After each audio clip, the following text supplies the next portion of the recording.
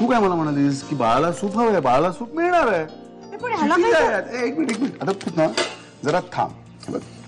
अरे हो, पण मला एक सांग, ह्यासाठी तुला पाणी वापरायला लागेल. थांब थांब थांब थांब. अरे पण ती भांडारी तर घे, असं नको. अरे मोजून घे पाणी. सूप कोण करतंय, मी की तू? मला करू दे ना.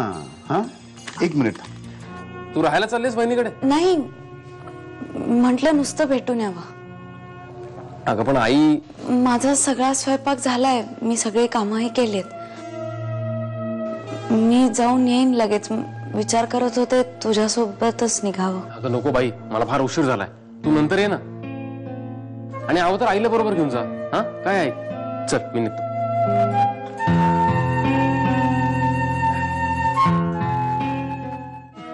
चला तोंड धुवायला जाऊया. धुतलं. अरे वा, मग आता काय हवं माझ्या बाळाला? मला नूडल्स पाहिजे. तुम्ही माझ्याशी आधीसारखं वागू नाही का शकत? फक्त एकदा सगळं विसरून आमची चूक पोटात घाला ना प्लीज. पोटात घालण्या इतकी छोटी चूक आहे ती, आणि मुळात ती चूक आहे हेच तुम्हाला मान्य नाहीये, मग बोलणंच कुंठलं ना.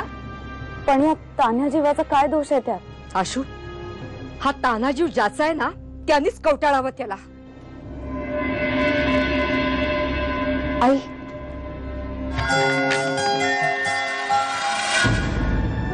मा येऊ ना घरात. असं काय विचारताय? या ना. गंमत केली ग तुझी. इरा, इतकं वय वाढलं तुझं, तुला कळत कसं नाही म्हणते मी. अगं, बाळाला जन्माला यायच्या अगोदर असे नवीन कपडे आणायचे नसतात. अपशकुन असतो तो. असं काही नसतं वंस. उगीच बाऊ नका करू. भाऊ,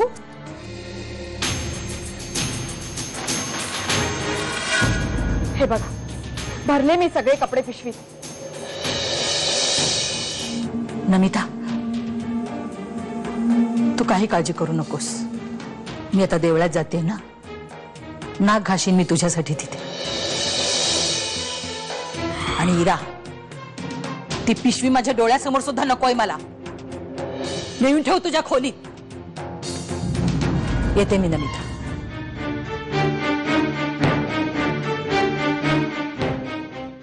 अहो, कसली कुळबुडवी पसंत केली हो तुमच्या मुलांनी. पैशासाठी काय वाटेल ते केलं त्या पोरीनी. तुमचा भातचा आणि भातचेसून काय लायकीची हे माहितीये मला. लोकांच्या भोळेपणाचा फायदा घ्यायचा, त्यांचे गळे कापायचे, आणि वर आपण त्या गावचेच नाही असं दाखवायचं. पण एक लक्षात ठेवा, देवाच्या दारात न्याय असतो.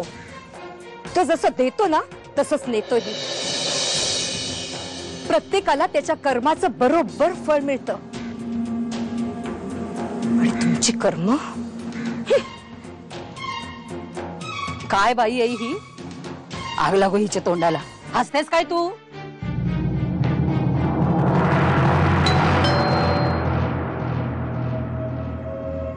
कुठली बाई? समजते कोण स्वतःला ही? काय झालं? नाक वर करून माझ्याशी बोलते, माझ्यावर आरोप करते. अगं, त्या अश्विनीची सासू मला नको नको ते बोलली. मला देवळात भेटली होती ना, तेव्हा कुठं होती ओळख माझी तिच्याशी. पण मी शुभंकरची आत्या आहे हे कळल्यावर पळ काढला तिने. चक्कर येऊन पडली तेव्हा. काही नाही ग, सगळी नाटकं यांची नाटकं, दुसरं काय. बहिणी, दादाचं वाईट वाटतं, पण त्याच्याकडे ज्ञानाचं एवढं भांडार आहे,